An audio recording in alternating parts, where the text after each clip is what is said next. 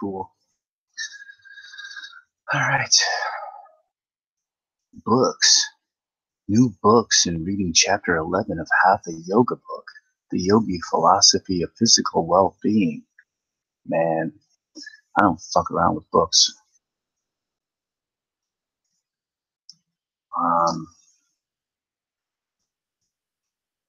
Definitely don't want to. I definitely don't want to read or listen to someone read a book or show me his books. Like, why would I want to watch someone show me their new books and like it's like they're proud of it. You're actually proud of the books that you're collecting and that you will sell. You're going to make one of the best libraries in the world. Wow. So I'm going to go over the new books that I bought. I bought a shit ton of new books. I'm going to go over these new books with you. Take a couple of sips of this coffee here. I have a nice joint.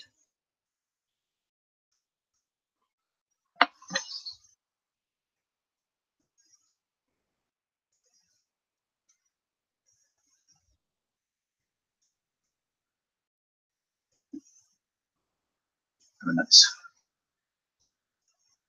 nice fat joint here.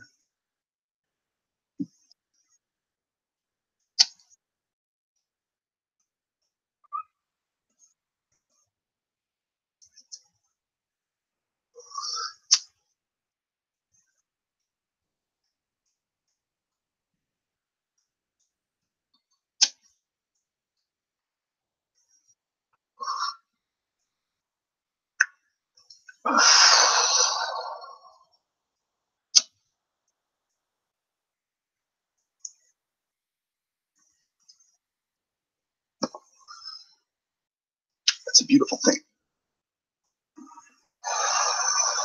It's a beautiful thing. Got some awesome new books. Why don't you like and share this? Share this on Twitter. That'd be cool. Share this to a Facebook group. That would be cool too. Share it to a Skype group. Share it to a Discord group. Share it to an online internet group. It's 12:34 where I am. 1, 2, 3, 4.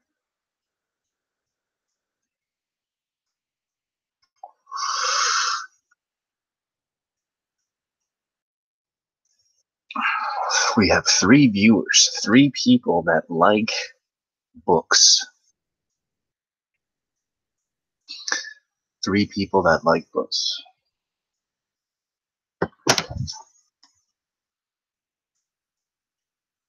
Mozart said, "I have never made the slightest effort to compose anything original." Mozart said that. Mozart said, "I have never made the slightest effort to compose anything original." It's fucking Mozart.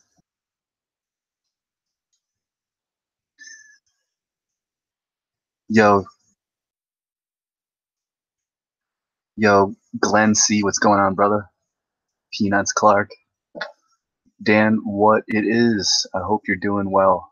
Books are very valuable to us because they cannot be changed. Well, they certainly can be changed. They do change. People do like to change books. I appreciate you for coming here, Peanuts Clark and Glenn. There's 4 people watching, 4 people with brains in their head, and they actually want to go over these books. Let me take a couple more whacks off of this.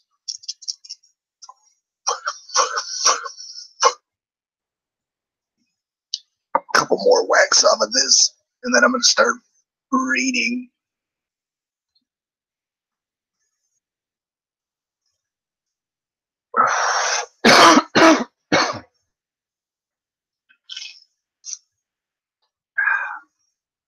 Just a few more whacks off of this delicious joint.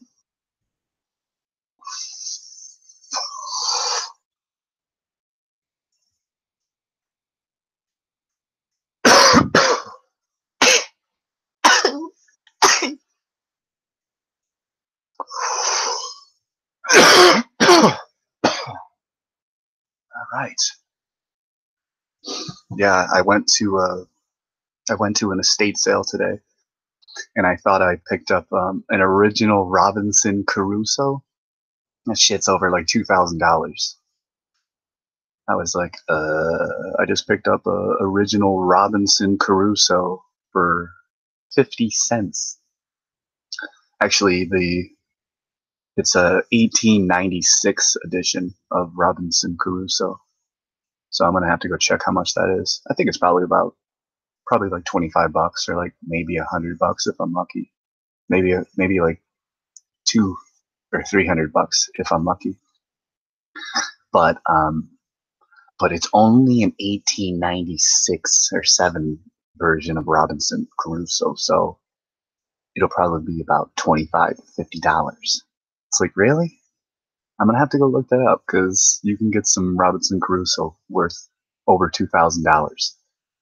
Dude, I'm gonna get books. I'm gonna buy books for fucking $1,000, and then I'm gonna sell these motherfucking books for $10,000 or $20,000, and that's what I'm gonna do.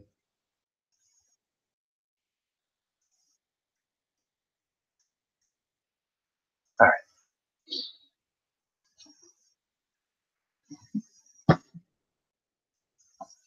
here, check it out. Here's that here's that Robinson Crusoe. Hold on, let me toast the light.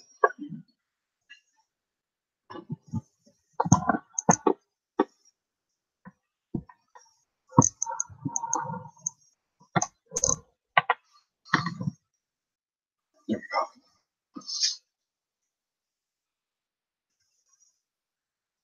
Hmm.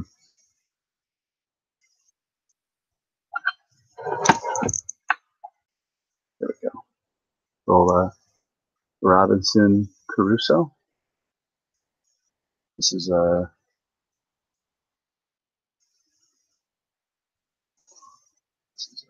very, very, very old book. So, wow, this is crazy, dude. So this is fucking 1897.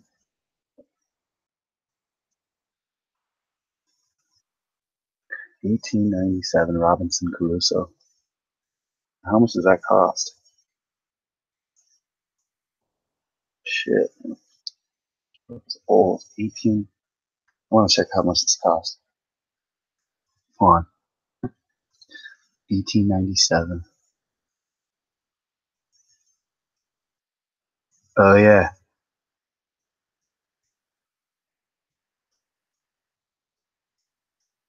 dude.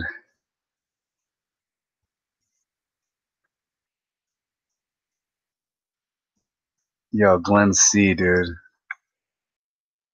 Glenn C just comes in and drops some fucking knowledge.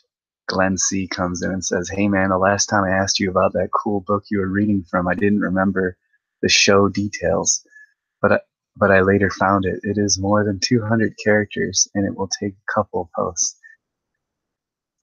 Flatcast 104, stream March 10th, 2018, 1923. The Earth and Its Life. Chapter 1. The Earth and Its Universe. The very first sentence. No single man or woman, if he spent his life in travel, could hope to gain more than an imperfect knowledge of a small portion of the Earth's surface. That is such a mind-blowing sentence.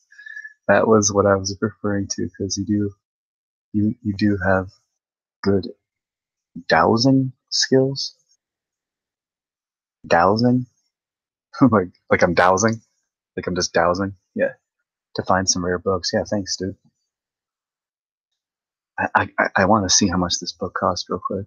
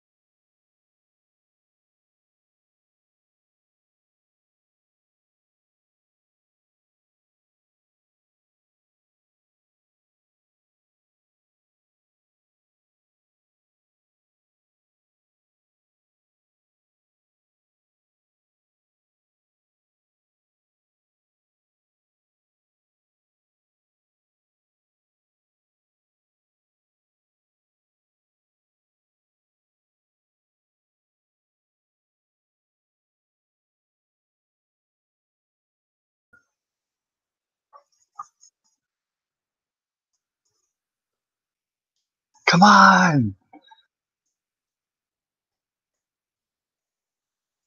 Yo, I can't even fucking...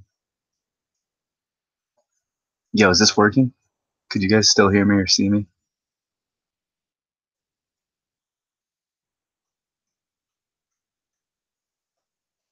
Is this still working? Could you, could the people that are here, could you press something in the chat room? Type something in the chat room so I can see if I'm still, if this is still here, still working. My computer is fucked right now.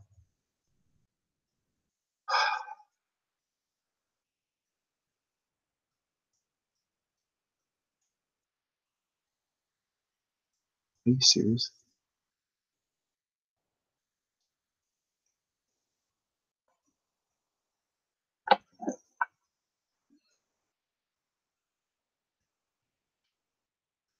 Yo,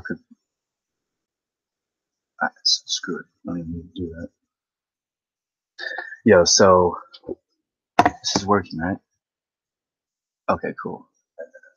So, yo, no joke. I picked up this one. Fairy and Folktales of Ireland, edited by W.B. Yeats, William Yeats, I would assume. But I didn't even read the back of this. But it says the puka. It says the fearsome puka, Fairy and Folktales of Ireland. I gotta read the puka real quick. I didn't even know that the puka was gonna be in here. But actually, I probably did unconsciously. But I gotta find the puka real quick. Yeah, where's... Alright, the puka. Puka, the puka. Oh.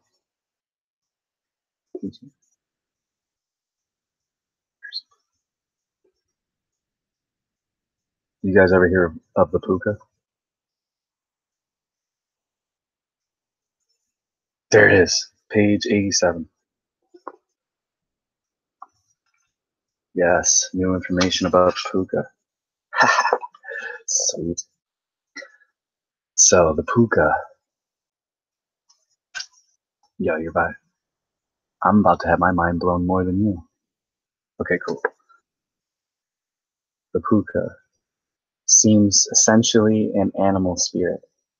Some derive his name from Puck, a he-goat, and speculative persons consider him the forefather of Shakespeare's Puck. On solitary mountains and among old ruins he lives, and grown monstrous with much solitude, and is of the race of the nightmare. Oh shit. He's a fucking like shade? In the MS story called Manaka Michael Harley of uncertain authorship, writes Dr. Douglas Hyde, we read that out of a certain hill in Leinster there used to emerge as far as his middle a plump, sleek, terrible steed, and speak in human voice to each person about November Day. And he was accustomed to give intelligent and proper answers to such as consulted him concerning all that would befall them until the November of next year. And the people used to leave gifts and presents at the hill until the coming of Patrick and the holy clergy. This tradition appears to be a cognate one with that of the puka, yes, unless it were merely an each usus or water horse, for these we are told were common once. Water horse?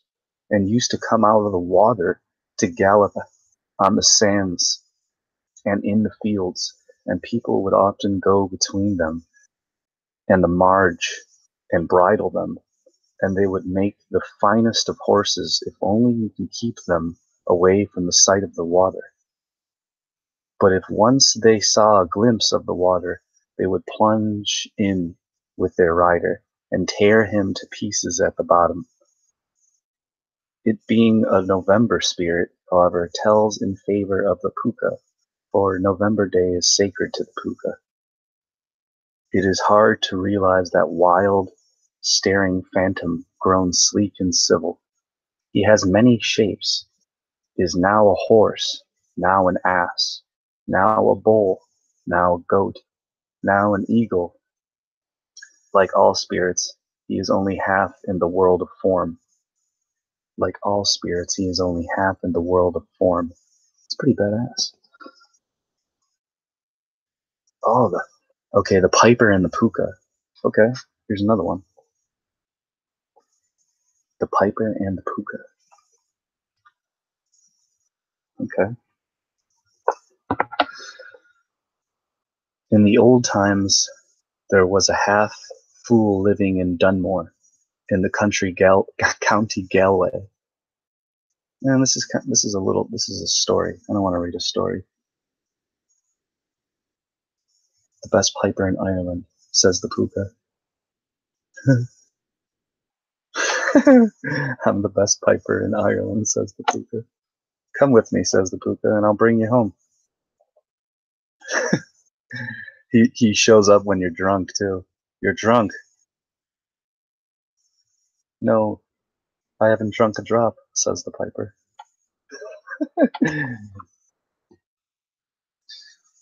Okay. Okay. Thanks, land, power, and math. Appreciate it. All right. Oh, I want to see how much. I want to see how much this cost. So the Fountainhead.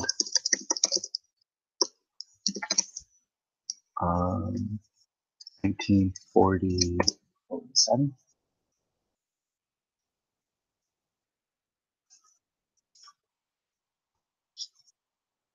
Oh, 1943. It's like nobody like. Let's see how much it costs.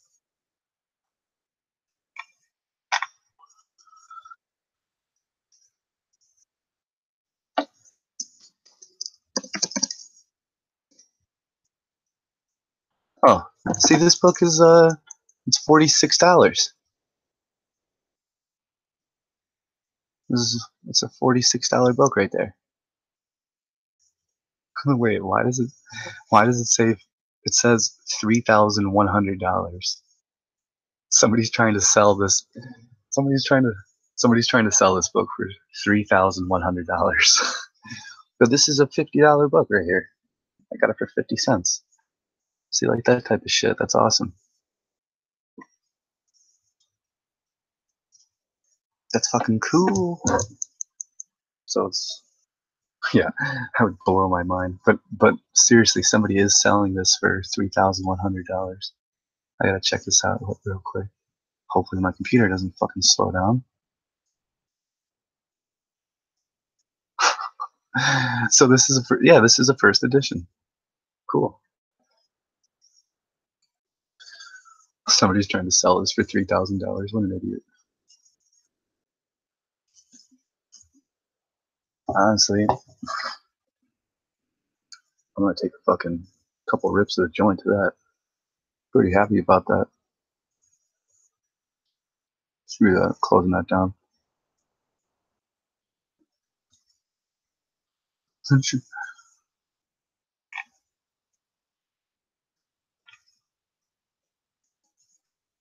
Yeah, hold on, let's see how much they're selling on eBay for. Yeah, it's about, yeah.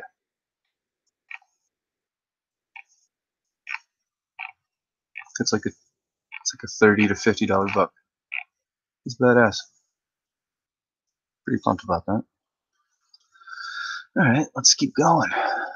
So I want to see how much this Robinson Crusoe costs. So this is a Robinson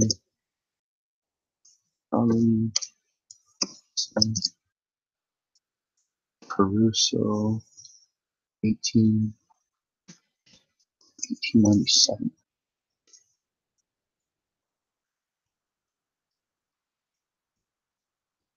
This book is fragile. 1897 by Henry Altimus. 1897, Henry Altimus. Alright, so how much does it cost? So tell me the goddamn price.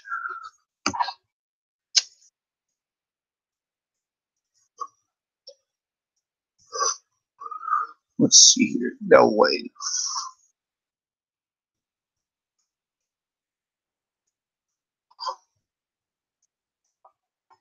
No way. Get the fuck out of here. How can this?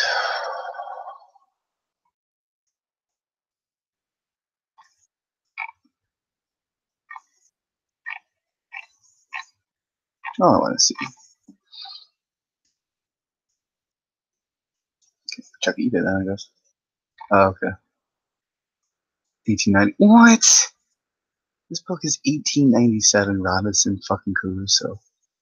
It's only like $5. Fuck out of here, dude. Apparently, I have to get an 1864 Robinson Crusoe. That's when the real money starts coming in. Man, get like an 1880 Robinson Crusoe. That's like $250. Wait a minute.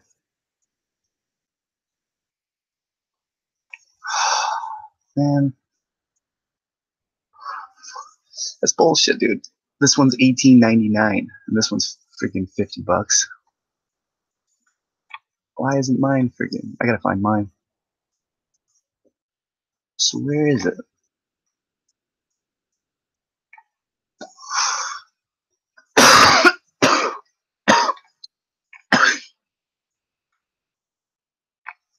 $18.90.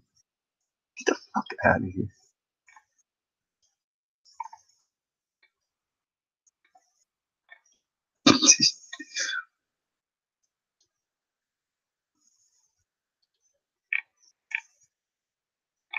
Nah, whatever. I'm just gonna pretend that it's friggin' $300, and maybe somebody will buy it. Wait, is this the one I had? Yeah, that's the one I got. Ah, man, it's only like $20. That would be so much more. I was so pumped when I seen it. All right, whatever.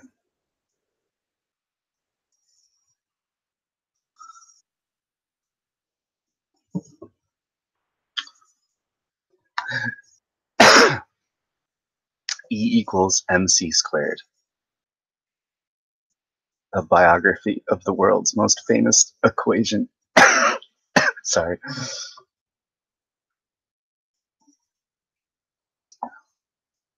A biography of the world's most famous equation.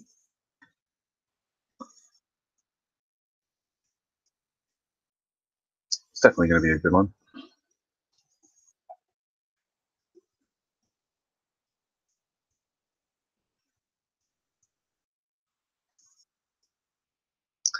Elspeth Huxley,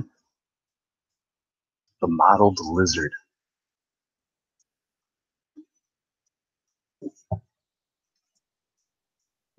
Longman's English Classics, The Golden Treasury. This looks like a pretty serious book. The Stranger by Albert Campus.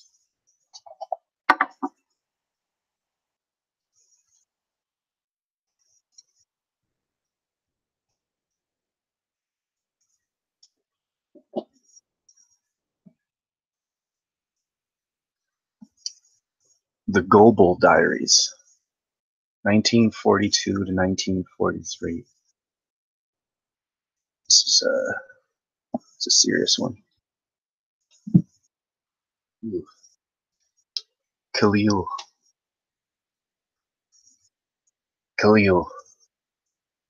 Gibran. A tear and a smile.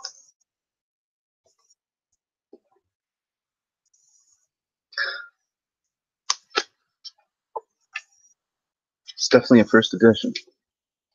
Actually, I want to see how much this one is real quick. This dude's got some pretty expensive books. Copyright 1950. So, copyright 1950. Tier and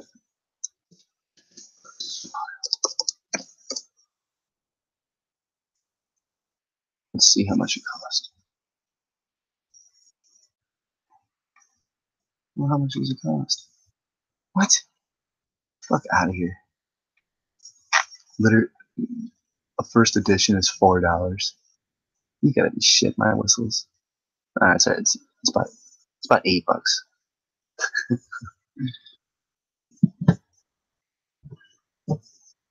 Ooh, the most dangerous book. The Battle for James Joyce's Ulysses. Yeah, this looks like a good book. Because I like James Joyce. So I want to get the books involving James Joyce. This book is probably, yeah, I mean, this book's definitely, it's probably close to $50 now. Giant David Rockefeller memoirs. Let's check out old David's memoirs. David, this motherfucker's, they're telling us this fucker's still alive. It's like, I mean, honestly, wait a minute. Actually, this dude died last year. Yeah, this dude died last year. This dude was born in 1915. Hold on, I gotta see what the copyright is. 2002. Memoirs, David Rockefeller memoirs. 2.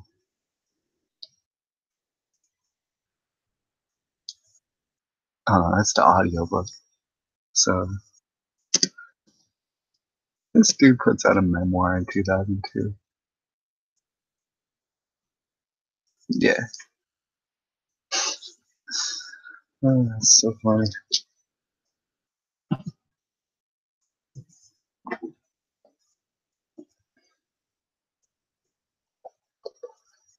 Fire.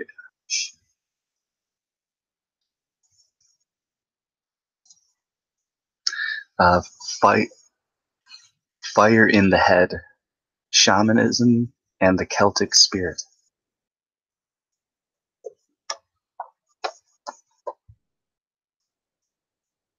Sweet. Yeah, this book's gonna be badass. Oh, yeah, this one's good. Commentary on Daniel and the Revelation. Sections of Volume 4 and Volume 7 of the Seventh-day Adventist Bible Commentary. Commentary on Daniel and the Revelation. Oh man, that's gonna be a good one. I got my own commentary on my own book. Good old Prophet Daniel. Fucking Nebuchadnezzar.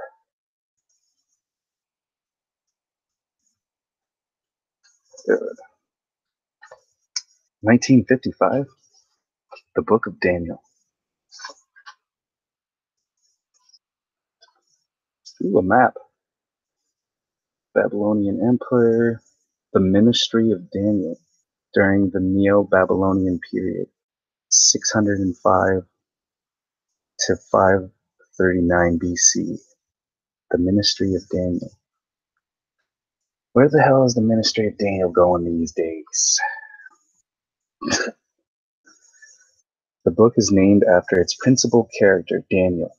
The practice of naming OT books for their main hero is demonstrated by other books such as Joshua, Samuel, Esther, Job, or Job. Such a title does not necessarily indicate authorship, although it may be included as well as in the case with the Book of Daniel.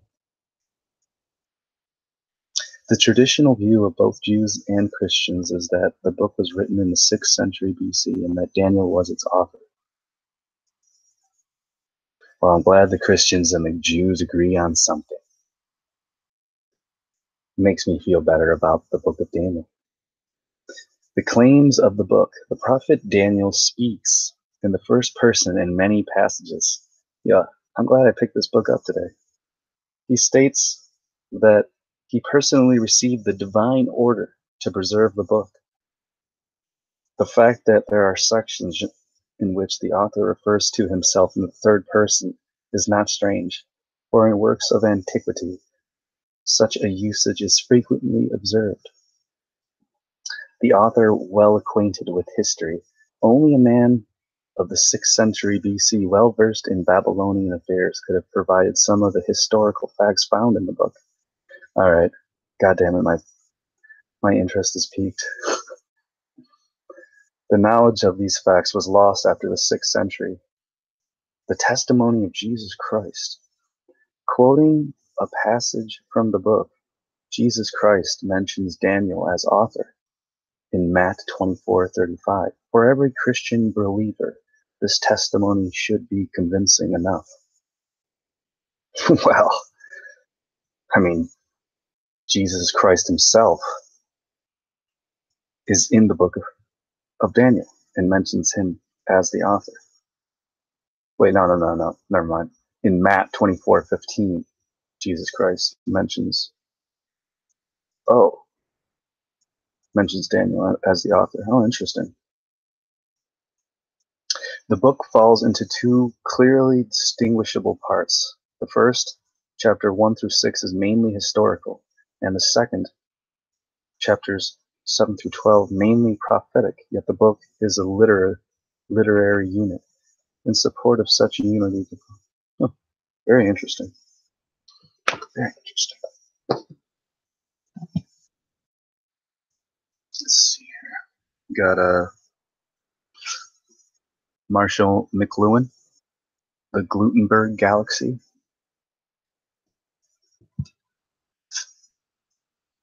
The 16th edition Physician's Handbook. Physician's Handbook, 1970. 17th edition Physician's Handbook. It has a nice feel to it, too. Oh, wow. There's a lot of stuff in here. Chemical analysis of blood and urine. Ooh, cells. Bunch of cells. Look at all these little cells. Concentration dilution tests. Abnormal urinary sediments. Huh. Neurologic diet. Whoa. Neurologic examination. Ooh, it's time for a neurologic examination. General history and physical examination. Neurologic diagnosis. Huh. Dialogues of Alfred North Whitehead. Terence McKenna used to always talk about Albert North Whitehead, so I definitely gonna read some of that. Arthur C. Clarke. Tales from the White Hart. Arthur C. Clarke.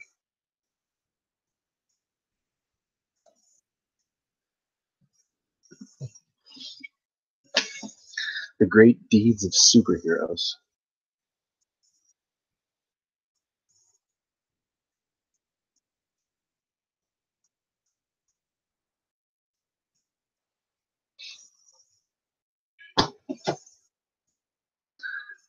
The Prehistory of the Far Side, a 10th anniversary exhibit. I'm so pumped about this.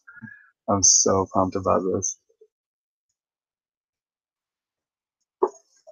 And I got a Far Side Gallery 4. Yeah, I used to read these when I was a kid. I used This is where I got a lot of my sense of humor. Was from Gary Larson.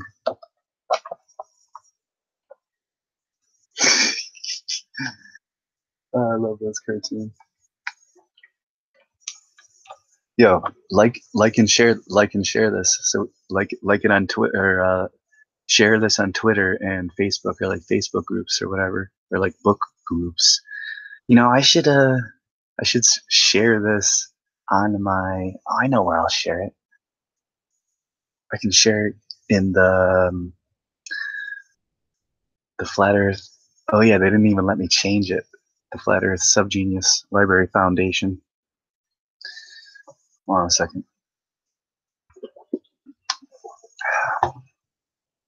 Check out the chat room real quick. Yo.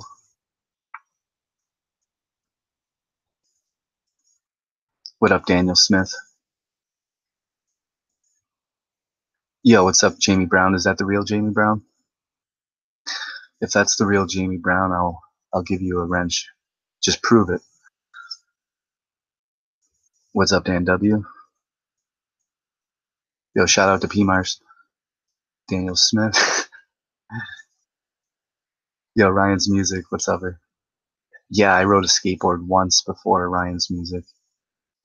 No, well, I did a lot more than once, but the first time I ever rode a skateboard, I tried like a kick flip or whatever, and I almost broke my ankle.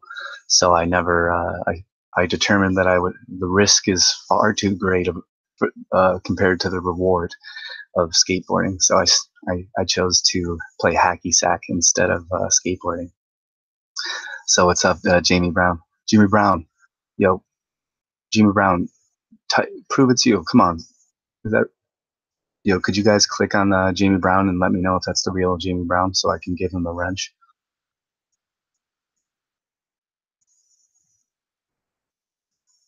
Peanuts Clark is still here. Yeah, Mexico just beat Germany in the World Cup. Yo, Jamie Brown. Yo, prove it to you real quick. I'll give you a wrench, bro. All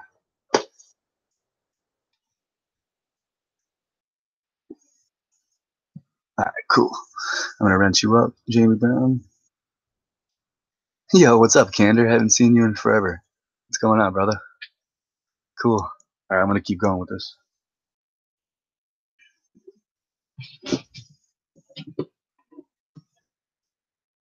I picked up Philip K. Dick. Ooh. Okay, I'm gonna keep going with this.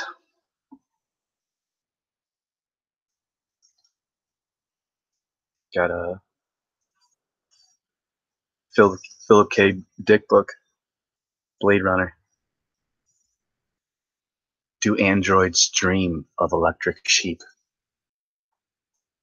Yeah, super pumped about that one. Dude, this book looks fucking serious. A Dostoevsky book? Do- Fedor Dostoevsky. It's called The Possessed. I'm gonna look it up real quick, see how much it costs. It looks pretty fucking serious. The Possessed. Dostoevsky. Tolstoy.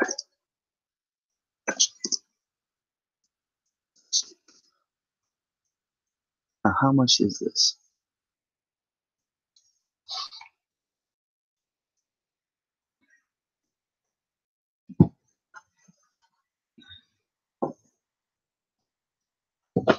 How much is this?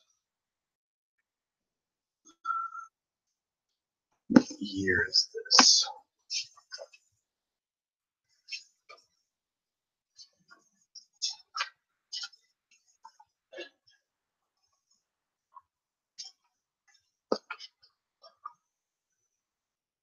$1936. 1936. No, 1936. How much is this?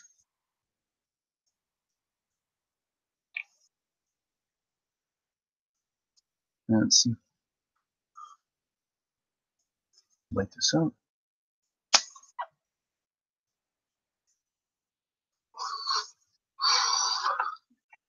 Oh, that's a great book. It's probably not that much. Screw it. Keep going. The Inner Voice. This one looks pretty serious.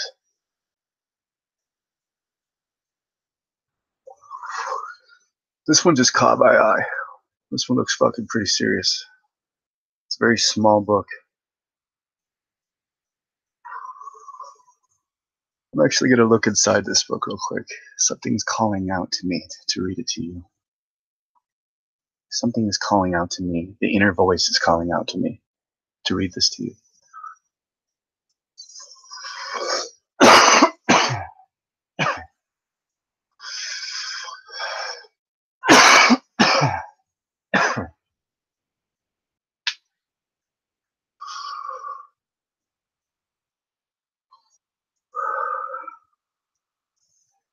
Come on, Dan. Grow the fuck up.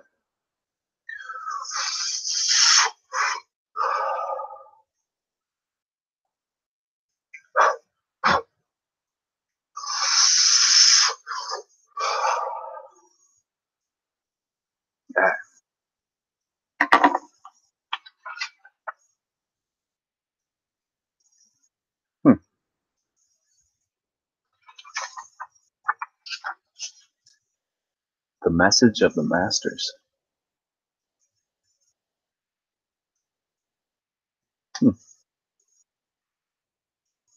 How can we recognize a true master?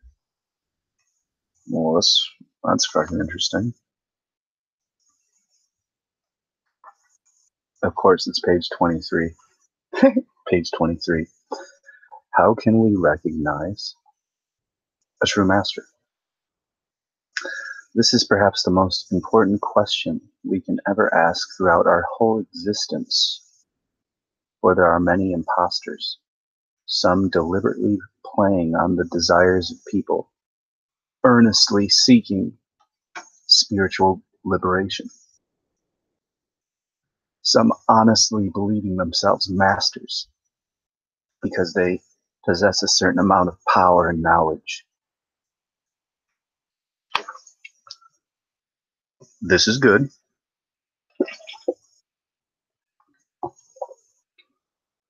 You have my attention. These latter people, the people that attain power and knowledge, that joint just destroyed my throat. These latter have attained a measure of mental development which gives them a power of leadership, the gift of talking in an enlightened manner, sometimes the power of healing, even clairvoyance, and in some rare cases, other more miraculous faculties. They create a large following and are generally helpful to society. They may even think, quite sincerely, that they are highly spiritually advanced. To follow one of these may be beneficial. Many are good men, but no one can take a soul beyond the region to which he has gained access himself. Consequently, we can only be taken out of the regions of mind and matter, rescued from temptation and illusion, and liberated from rebirth by one who, here and now and while living in human form, goes consciously through the regions of mind and matter, back to the spiritual realms, and becomes one with the Supreme Creator. For only He knows the way, only He has the power and the light required to traverse the higher regions and take others with Him. Only He knows which of us are ready to leave this region of correction and travail.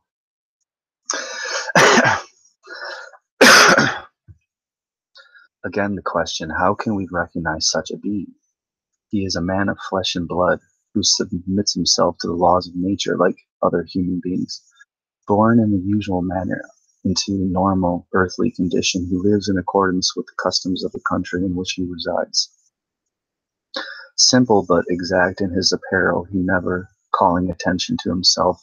Nevertheless, in his company, one is soon impressed by the dignity of his bearing, the nobility of his expression, at the same time benign and attractive, radiating peace and joy, all indicating a personality apart. Many would pass him blindly, but the few find themselves arrested and eagerly excuse me many would pass him blindly, but the few find themselves arrested and eagerly gazing at him as though they had found what they had long wished for.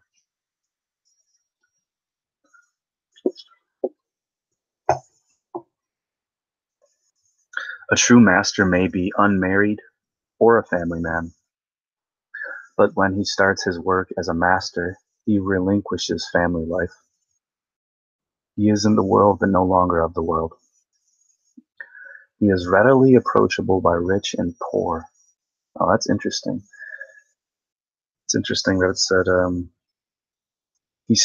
but when he starts his work as a master, he relinquishes family life. He is in the world, but no longer of the world. He is readily approachable by rich and poor, sympathetic and always prepared to answer any questions put to him. He is a distinguished, courteous gentleman who adapts himself to all grades of society, living a simple, modest life, and an example to everyone. Financially, a true master lives on his own income, in no way depending on the support of others. Exactly. That's exactly what a master does. Do not touch the feet of those who call themselves gurus or peers or who go on a begging. Only he who works for his bread and out of his earnings spares something for charity knows the path. Exactly.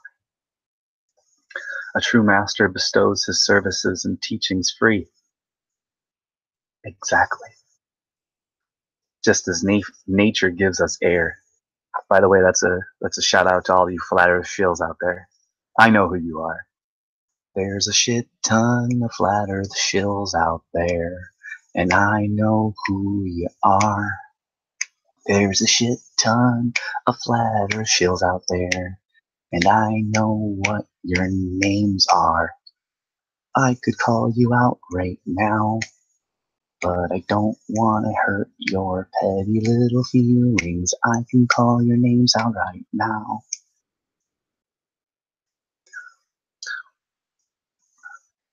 I mean, why do they call us flat earth shills? Guys, like, why do they call us flat earth shills? It's like, I'm just a regular person, I can't believe they call me that and they call you that, like, let's like, only the best people get called flat earth shills, right, guys?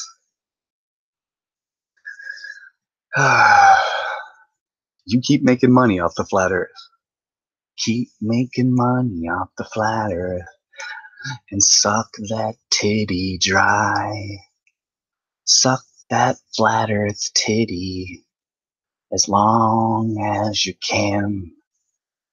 Karma's gonna come back and kick you in the dick, and you're gonna fall on your ass. I'm drinking coffee.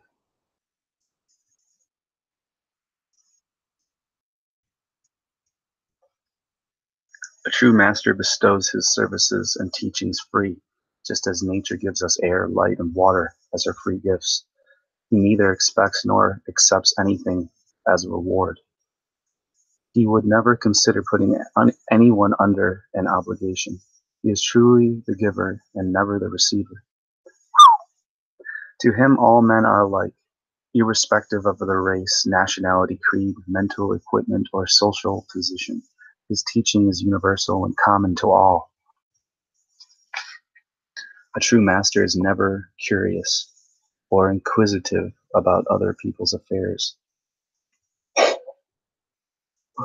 Holy shit. or the private life of anybody, and never pries into the secrets of any heart. Wow. While we see only the outer appearance of a person, his eye reaches the mind and the soul. But the masters, though knowing everything, do not lift the veil which the Creator has drawn over our thoughts and emotions. Wow. So don't pry into other people's affairs. Wow, that is a life changer. A true master has the highest spiritual knowledge and is able to transmit it. He teaches what he has lived through personal experience of the inner path. Verily, verily, I say unto thee, we speak that we do know, and testify that we have seen, and ye receive not our witness. If I have told you earthly things, and ye believe not, how shall ye believe if I told you of heavenly things? He awakens the soul, the indweller of the body, and gives unfailing guidance to those already enlightened. For what is a man profited if he shall gain the whole world and lose his own soul? He is a master of his subject when he speaks. He describes the way with all the distinguishing features the soul is to follow to reach its true abode, to come to the presence of the Creator. His way is the sound current, or the word, and he practices and teaches the same. He is the custodian of the word. He is the word personified and gives the message of the word. The word is the teacher, and the word is the lesson. And the word was made flesh, and dwelt among us, full of grace and truth. All sages and perfect masters who have reached the spiritual regions beyond the realms of mind and matter have always given the word, the way, the sound current as their teaching.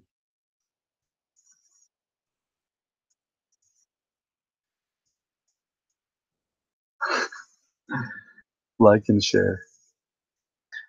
He knows that the various commandments given in so many religions by their founders are for leading a good, moral, upright life, and are the basis for building a spiritual life. Integrity and the sound current go hand in hand. Without morality, that there can be no hold on the sound current.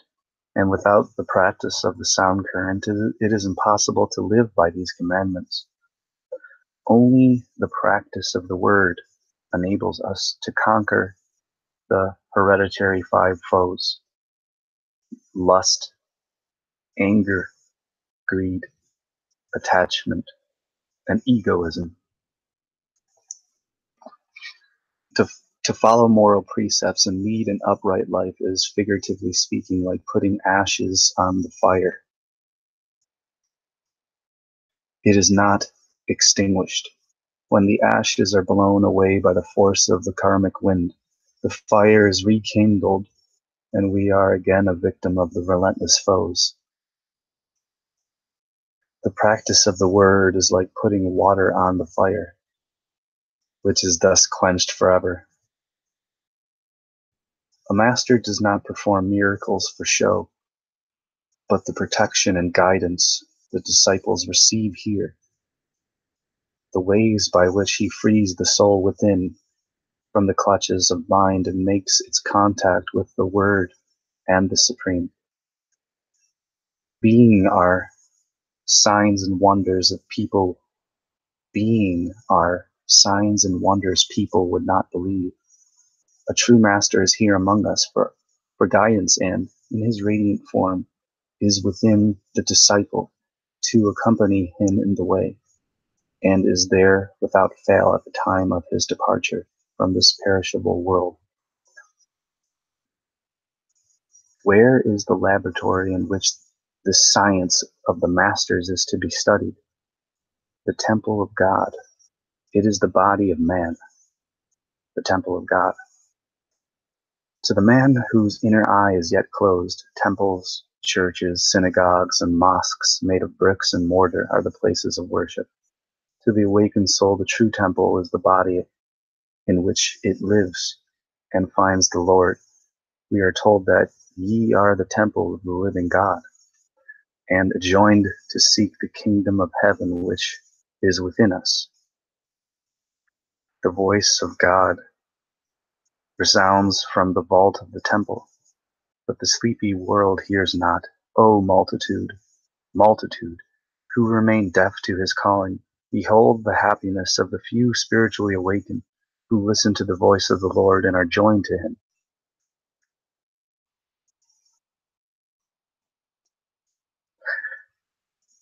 The beloved resides within you, O ignorant man, and you are searching for him outside from place to place. If the beloved be within, if the beloved be within us, and we go elsewhere to find him, all our efforts will be in vain.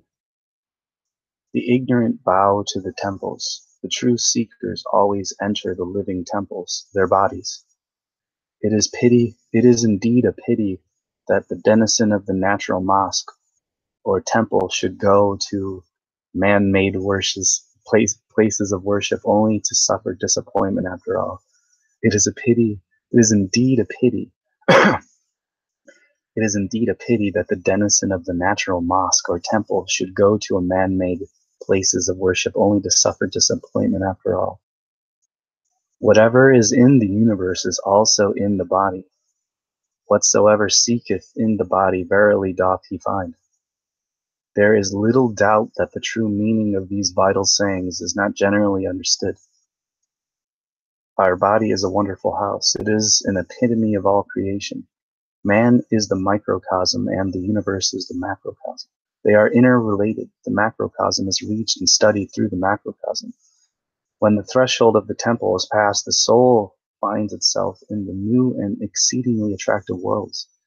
There is the transcendental knowledge and the divine treasure. There is the living God within all that he has created.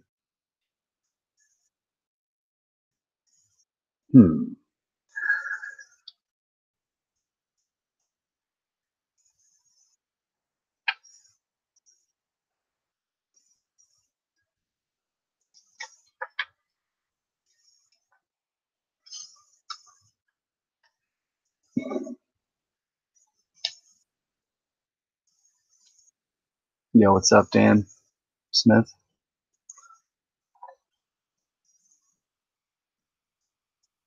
How can we go with them? How can we go within the temple? How can we approach and pass the threshold? Yo, do you guys want to know how to approach and pass the threshold? How can you go within the temple? How can to approach and pass the threshold? How can we go within the temple? This objective we can achieve by meditation and connection with the sound current, the word which is reverberating in every human frame. True meditation, as taught by the masters, is the attainment of the ability to detach oneself from the pleasures, distractions, and worries of this world, and by this new orientation to be able to move towards higher states of consciousness. For this, it is necessary to pass the threshold and enter the temple, the human body, each one in his own temple. It is done by withdrawing the scattered attention from the external world, holding it in the center of consciousness located above the eyes, and engaging it there in the practice of Shimran, a habit natural to man. Thereby the attention by and by vacates the body, leaves it senseless, occupies the center, and, in a superconscious state, passes the threshold, goes within, and enters the temple to find itself in a new world, and in the presence of the radiant form of the Master, in which form the Master takes his seat at Tisratil at the time of initiation. The course of Shimran takes the disciple that far and no further. Thou art such that besides this physical body thou hast another astral body, Do not therefore be afraid of getting out of the mortal frame. When you are freed from this body, you will enter into a new world without any effort. Die before thy death. Go while alive to the place where you are to go after death. Yeah, DMT helps.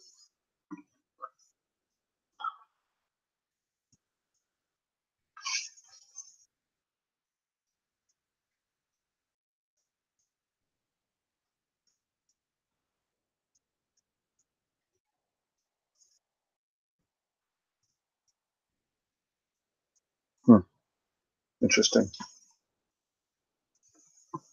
That was some pretty heavy shit. Sorry, I got into a state of meditation there. I was absorbing it. And expressing it. The sound current, the word. That was nice. That was good stuff. All right, I'm gonna get the new box of books here. Give me a second while I get a new box of books.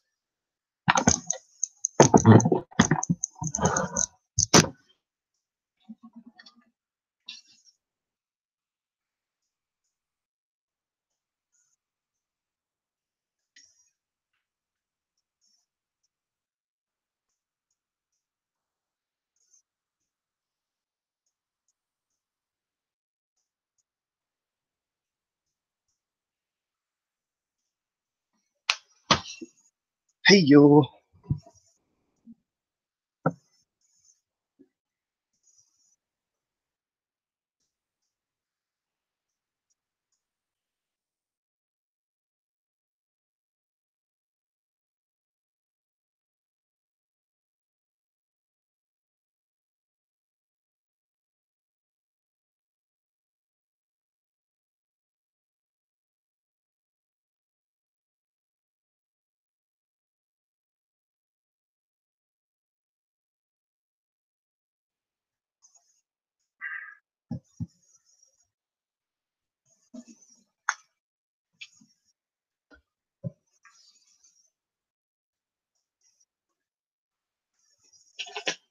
Shit.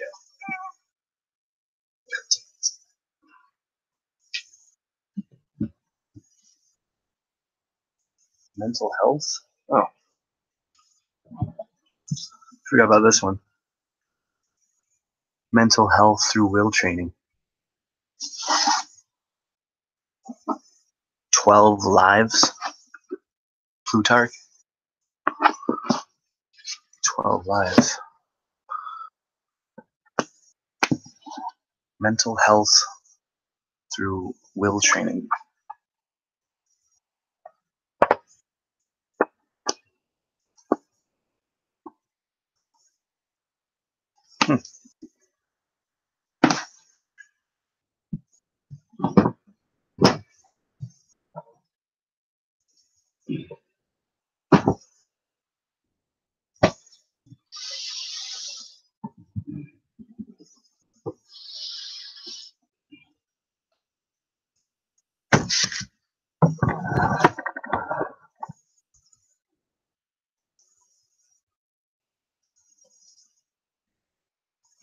T.S. Eliot, The Wasteland, and Other Poems. The Holy Man.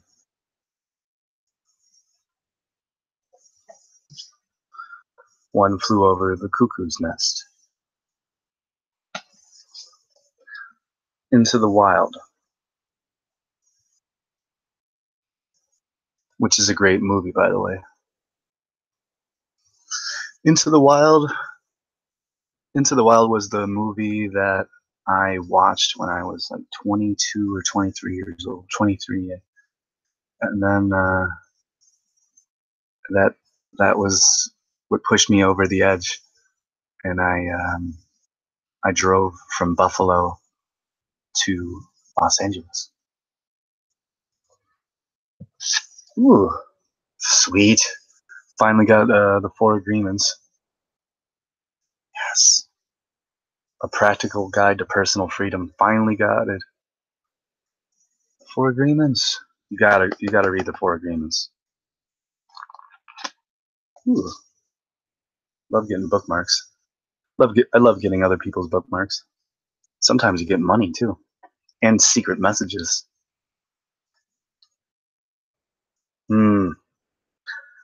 Here's the Four Agreements. The first agreement is be impeccable with your word. The second agreement is don't take anything personally. The third agreement is don't make assumptions. The fourth agreement is always do your best.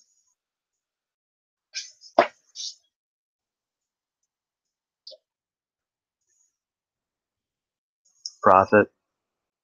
Everyone has this book. The Mental Floss History of the World. An irreverent romp through civilization's best bits.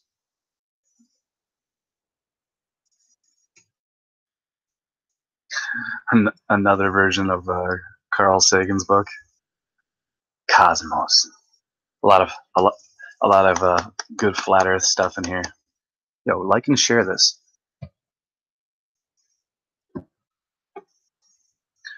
Breathing on Your Own. Quotations for independent thinkers.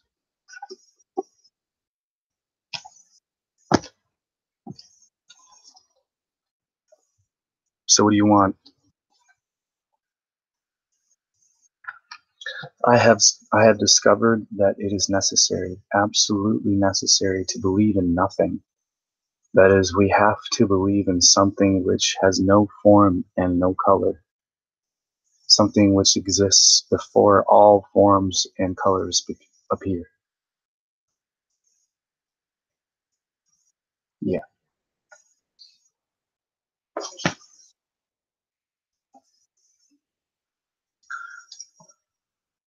The Home Physician. Guide to Health. Pretty thick one. It is a thick one.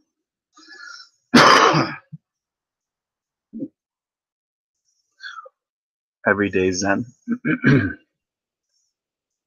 Love and Work. Everyday Zen.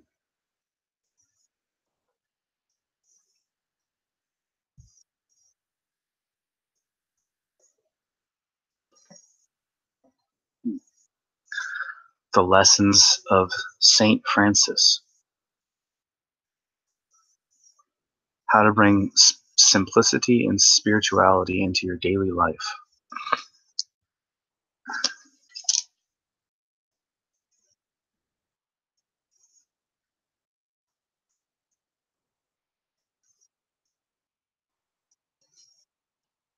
Don't worry about tomorrow.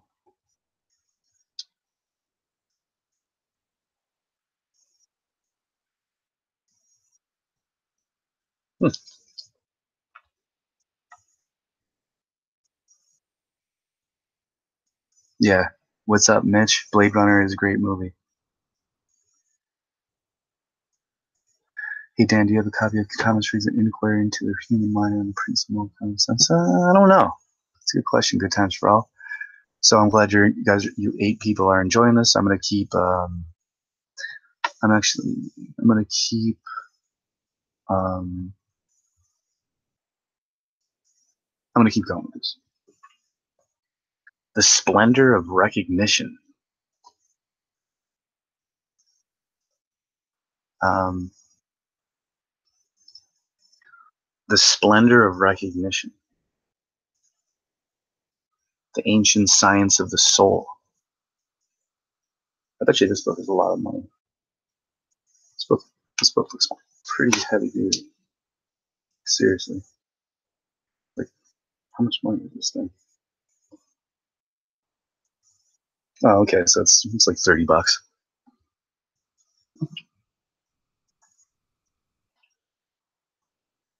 Man's Search for Meaning.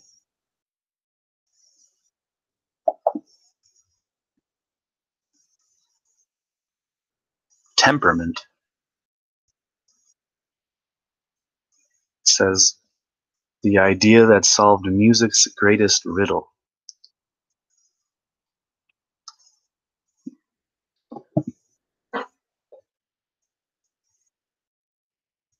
Khalil Gibran, the procession poems.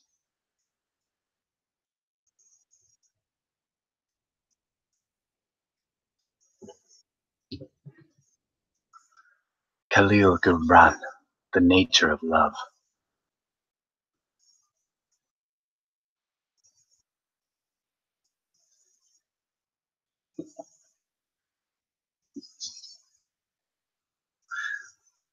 Sacred number, the secret qualities of quantities.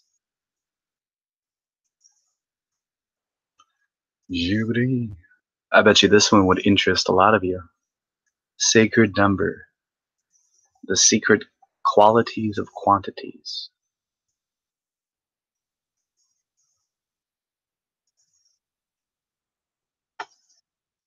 This one interests me. Ooh, look at all these hand symbols. Dude, all these hand symbols are like, look at this.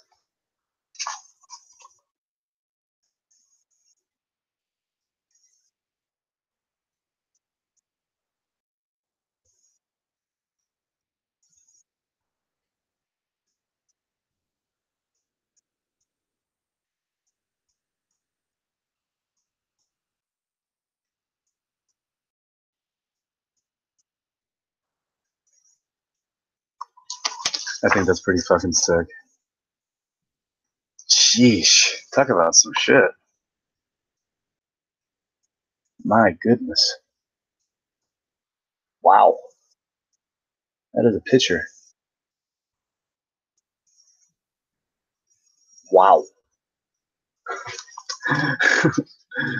Yo, this book's sick.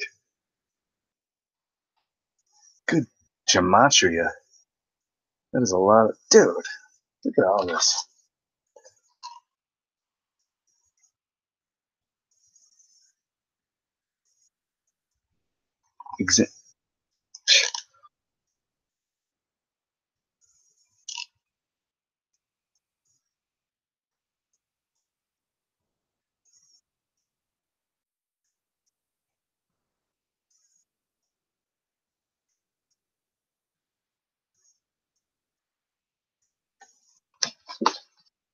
Wow, this book's sick. Sheesh Louise. It's not running. Oh my god, it's a checkerboard. It's Chinese checkers. Dance of Freemason. Ooh, gematria. Wowzers.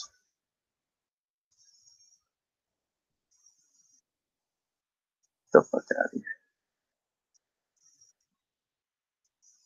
My goodness.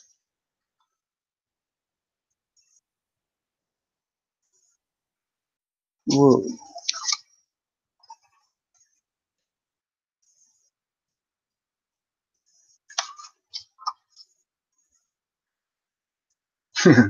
Wait, 3 is a crowd? Oh, so it's going to go through all the numbers.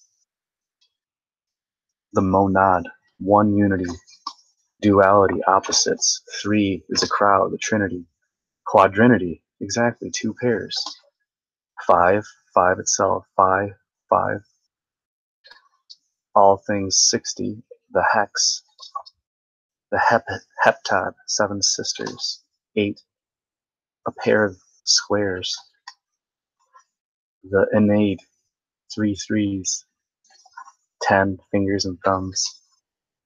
11 Z's, measure and the moon. The 12, heaven and earth.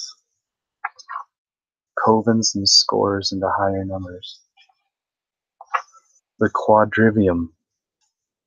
Shit, that. Gnomons.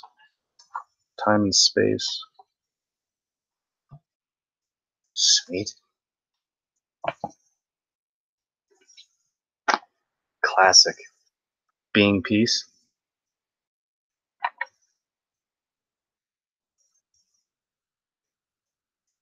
Let's do the legend.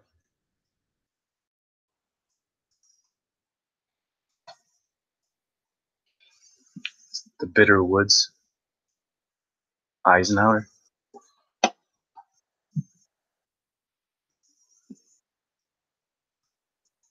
Course in Miracles.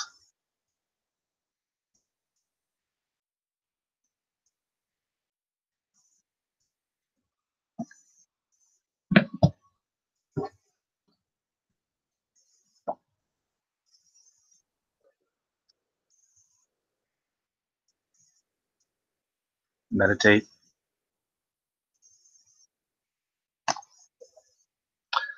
Reflections of the Self. Poems of Spiritual Life.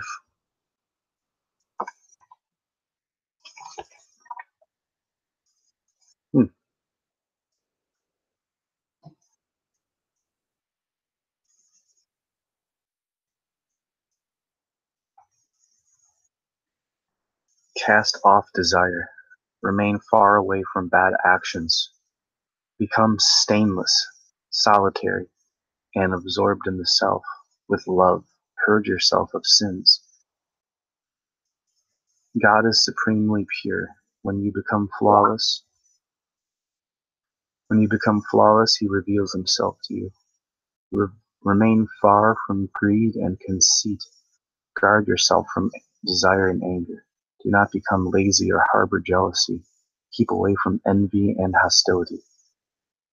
These 8 enemies are very powerful. Shun them. Flee from them. Interesting. Alright, well, I should stop being so hostile. Definitely not lazy. I do guard yourself from desire and anger. Alright, well, I gotta chill out with my anger and hostility then. It's been fun, anger and hostility, but it's time. I gotta let you go. Just a little bit, like, you know.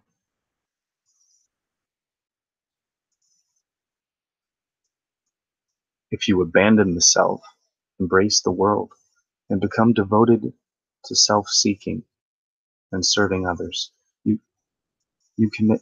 Oh, sorry. If you abandon the self, embrace the world, and become devoted to self-seeking, you commit only harmful deeds. Do not mingle with those who are critical, miserly, lustful, and cruel, nor with those who steal others' women and wealth. Oh, shit.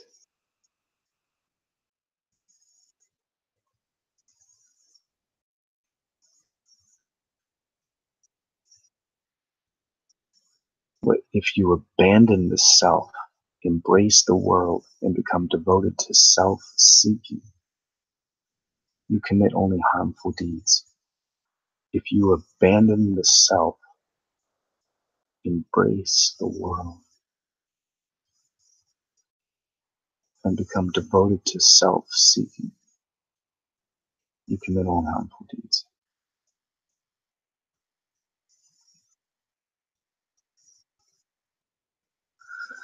You are purer than the pure. Always contemplate the Lord. Neither contaminate your mind, nor listen to distressing words. See and think nothing that will disturb you. Wow.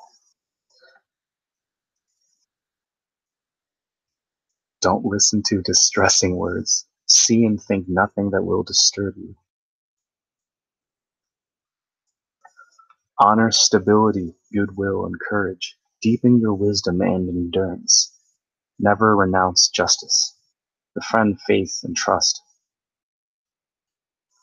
These 8 qualities are truly your friends. They uplift you and dispel fear. Honor stability, goodwill, courage. Deepen your wisdom and endurance. Never renounce justice. Befriend faith and trust. These 8 qualities are truly your friends.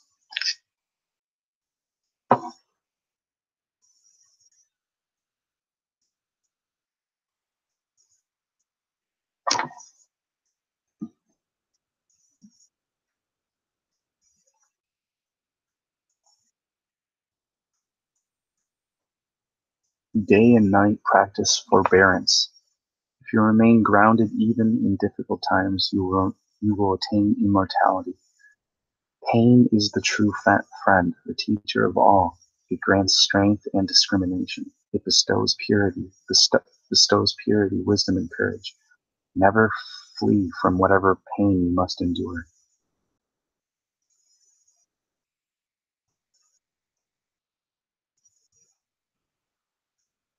As long as you are concerned with others' opinions, you will never know peace. As long as you are concerned with others' opinions, you will never know peace. Your mind will grow troubled and turbulent. This world is not your home. You are here only briefly. Remember your true kingdom, which is free from affliction. In your attempts to form relationships with others, you perform innumerable actions. If 1,000 scorpions are biting you, how can you sleep peacefully? Tell me, how can you still your mind and make it pure? Hmm.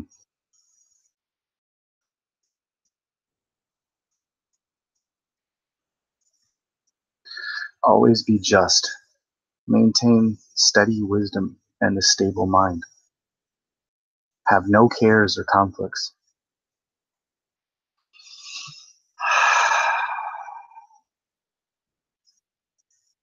Quiet your mind. Leave the world to its fate. Immerse yourself in God. Never become attached to the world.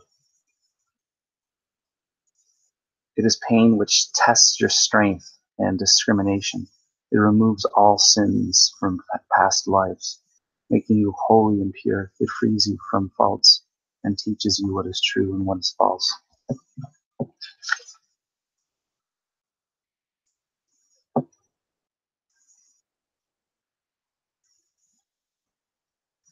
Life is undeniably full of complications. Still the mind through equanimity and compassion. If you can't endure hardship, joy and peace will remain far away. With courage, you will become victorious.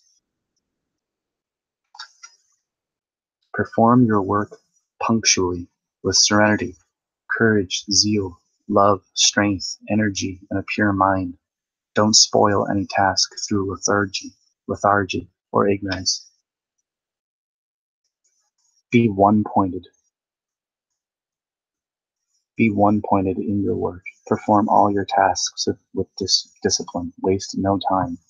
Never let your mind wander. Fulfill your duty, whether great or small, no matter what calamity confronts you. Never betray the truth. Perform all your work selflessly. Never thirst for revenge. Pay no heed to pain. Whatever activity you are pursuing, whether you are eating or drinking, performing charitable deeds, doing japa, or meditating, do it all for the sake of God. Do nothing for yourself. Do everything for God, basically. Whether you are performing worship or recitation, do it for the love of God. Offer everything to Him. I don't like that word Him.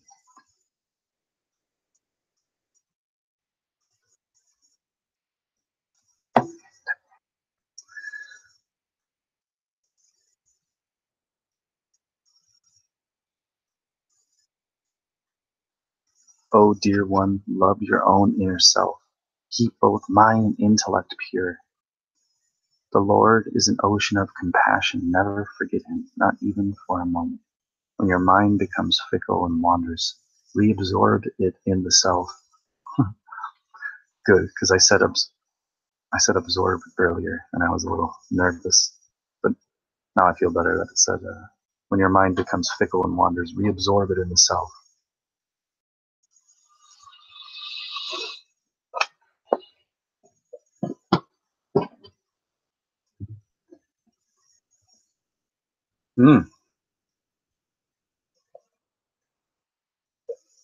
Shambhala, the sacred path of the warrior.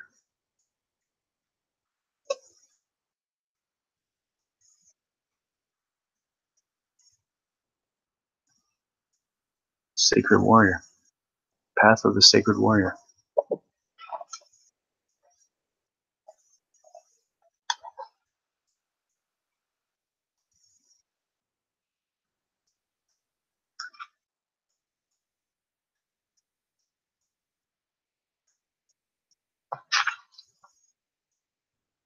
the genuine heart of sadness.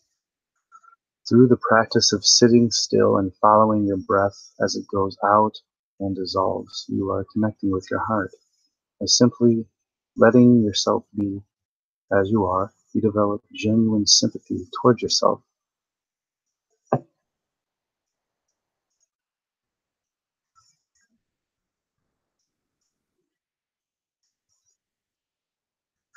Yeah, It, it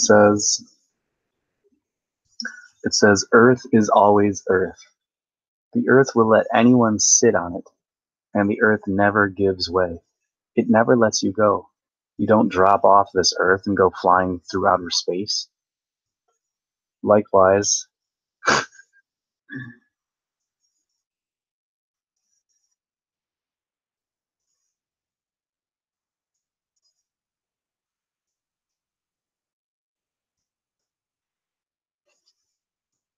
flat Earth reference. It says, the Earth is always Earth. This Earth will let anyone sit on it. The Earth never gives way. It never lets you go. You don't drop off this Earth and go flying through outer space. Likewise, the sky is always sky. Heaven is always heaven above you.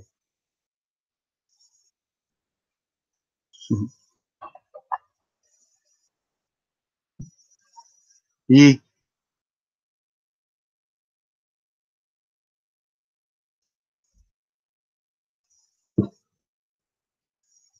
Mm. The broken wings. Khalil Gibran.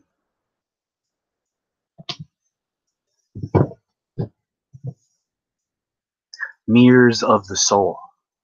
Khalil Gibran.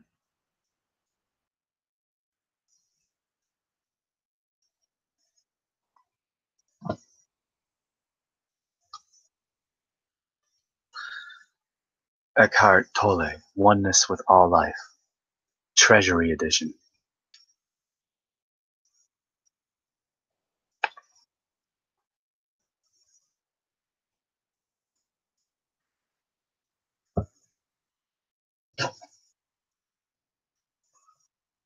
Another Course in Miracles book.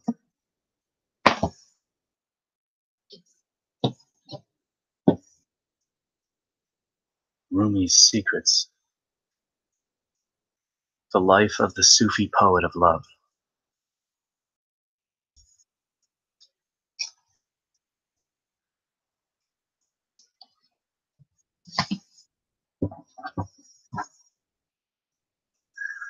Talks and Dialogues with J. Krishnamurti.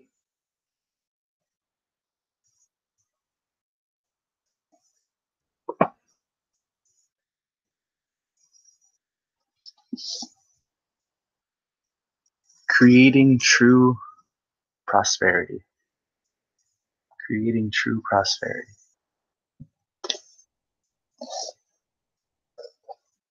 William Shakespeare's The Sonnets, Poems of Love.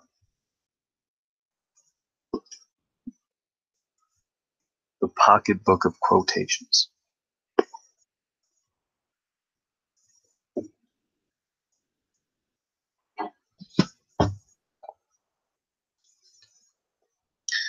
Meditation, Man Perfection in God Satisfaction.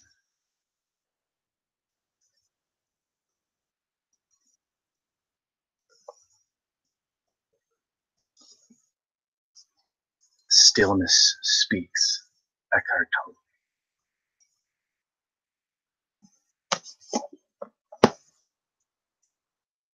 The Yoga of Discipline.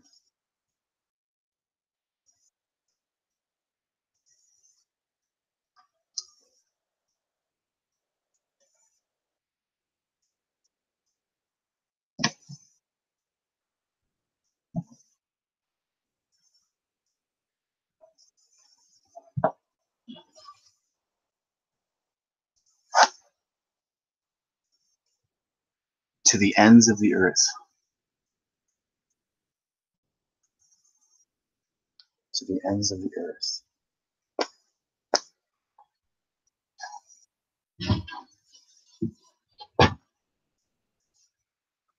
Age of Exploration.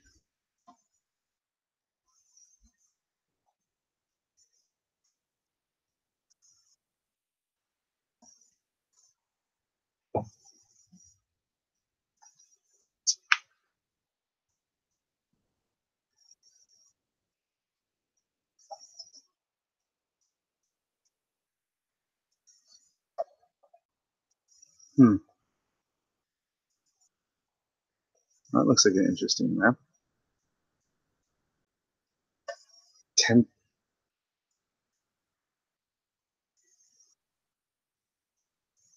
Hmm. That is an interesting map. That's for sure.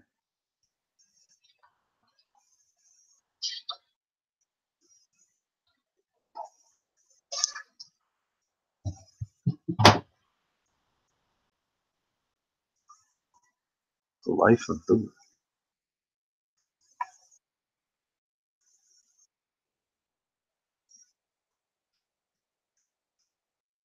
Alright. Looks pretty badass. Whoa. What the fuck?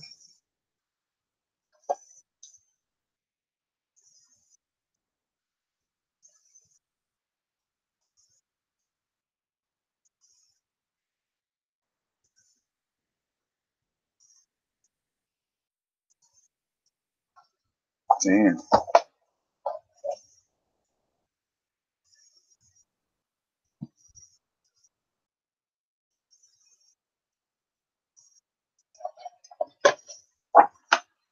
Bro. It's amazing. This artwork is fucking incredible. Dude. It's amazing. That is amazing.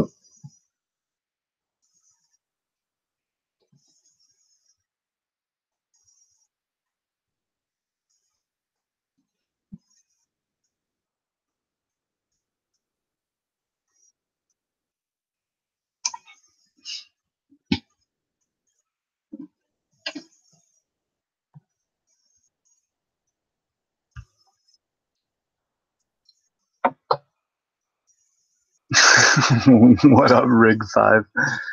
Yo, Rig 5, you got any questions? I'll answer your question right now. Just ask a direct question, and then I'll ask your rigged question.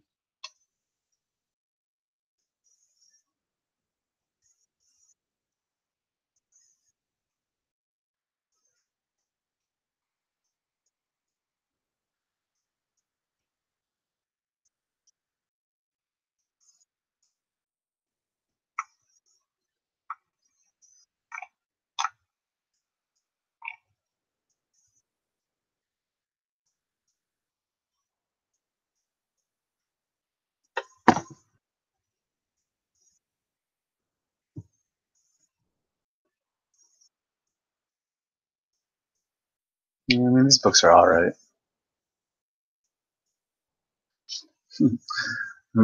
The Art of Helping People Out of Trouble. The Art of Helping People Out of Trouble.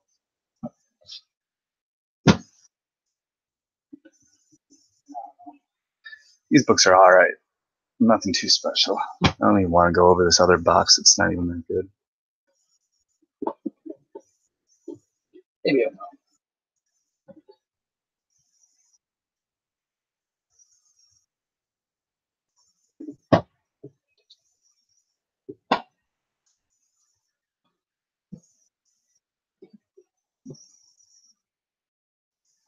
Actually, this one looks pretty cool. Complexity, the emerging science at the edge of of order and chaos.